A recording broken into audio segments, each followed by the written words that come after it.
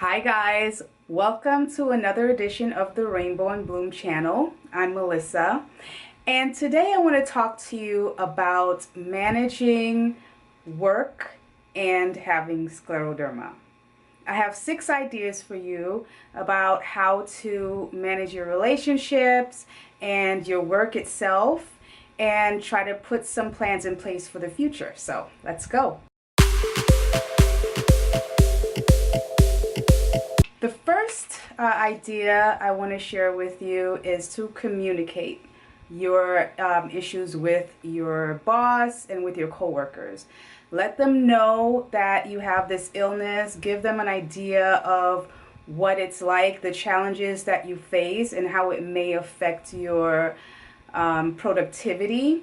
So if you have fatigue issues, if you have chronic pain, and all these other, whatever your issues are, you just tell them, I have been diagnosed with an autoimmune disease called scleroderma, and it presents many challenges to me in my work, and these are the issues that I face every day.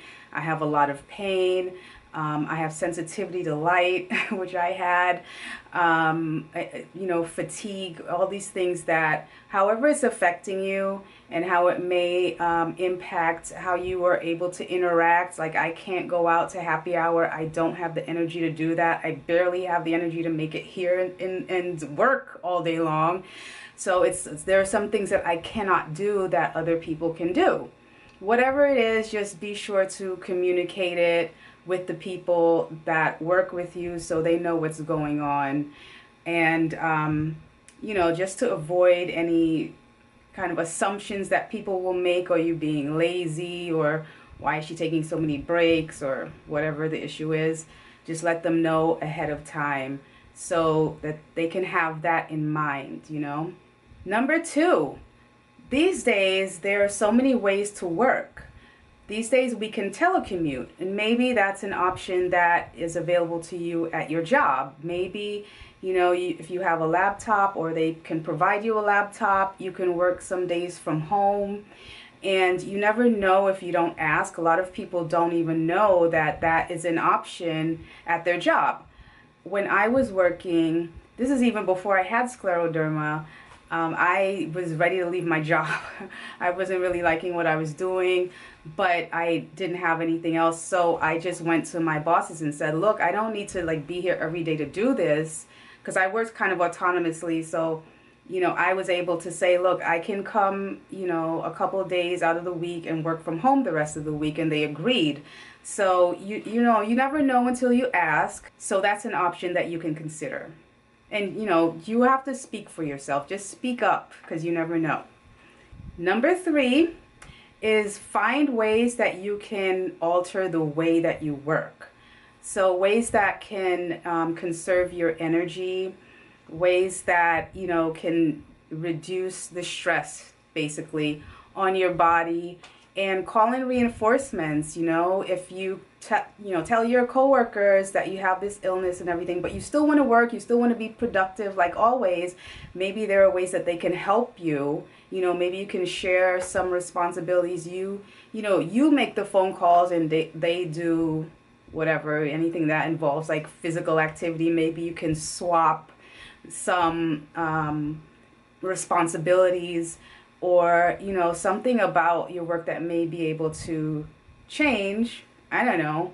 It depends on your job, and we all have different responsibilities, but again, it's about keeping an open mind and communicating as much as you can so that you are still able to be productive, but let other people around you know that you have limitations. Number 4 is apply for disability. So if you've been going to the rheumatologist, you have a record of your illness, you've been doing the breathing test, maybe you had your throat test, that thing that they do, the swallowing test, and you have a track record with this illness.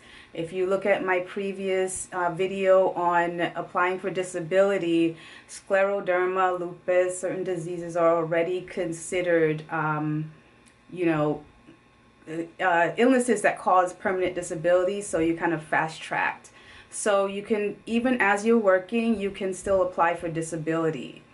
So that's something I did not know, and I suffered a long time not knowing that I could have this sort of cushion to help me out while I still continue to work. If you've been working for a certain amount of time, you have like deposits, kind of like it's Social Security. So you've been kind of paying into the system, and so you apply, you help get the help of your doctor, and apply. Look at that previous video. I go into a lot of detail about that. Make sure to apply for disability. Also, disability through your job. Hopefully you are paying for short-term and long-term disability. So if you have that, you can also take advantage of that at your job. And you can actually get both. I spoke to someone who got both. She had the long-term disability from her job, and she had Social Security disability. So you can try that. Check with your HR department on that kind of stuff, and call the disability administration about that too. And number 5 is save as much money as you possibly can. If you haven't been saving, start saving. If you have been saving, try to save even more, because you're going to need it. You're going to need it for what if a prescription isn't covered all the way, co-pays, extra doctor's visits. Maybe you have to take a trip out of state to see a doctor or whatever. There's lots of things that could come up as time progresses. So you want to make sure that you have money set aside. And, they say ideally you should have an emergency fund of at least 3 months of living expenses. So I would shoot for that, try to get together. I mean, it might sound like a lot of money, but it's money that you're going to need, and you're kind of making an investment in yourself. So try to get into the habit of saving money now while you're still able to work. So you have that. And then number 6 is to talk to your human resources department about your benefits. Like if you can bump up your medical coverage and other insurance coverages that they provide, and also in terms of, altering the way you work, any possibilities there, transferring to a different type of job in the company, things like that.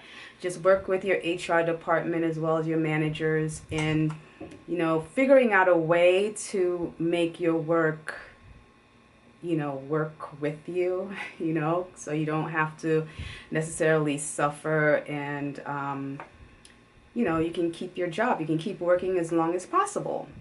So those are my 6 recommendations. Have you tried any of these yet? And if you have, comment below on how it worked out for you. Have you been thinking about any of these things? Do you have questions about how to go about it, what to say, anything like that? Because I did, it's awkward telling somebody, especially in a professional setting, something so personal about you, but it's also necessary, because it's your reality and it does affect how you function.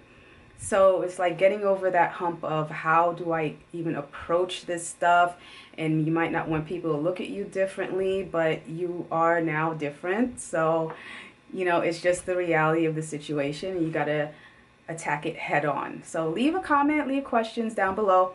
And I also wanted to tell you about this. This is the 2018 National Patient Education Conference that's happening here in Philly next week. And I'm going to be going to that, and I'm going to report back to you. If you're going, let me know. Let me know in the comments. Maybe we can meet up, in person. That's always nice. But you have to let them know that you're coming. So I'll put a link below in a little description or something below, so you can see and you can go. I got actually a letter from them, from the Scleroderma Foundation at University of Penn. See, dear patient. So yeah, that's coming up next week. So I hope to see you there. And if you have not subscribed yet, do subscribe, like this video down below, and I'll talk to you again soon. Take care.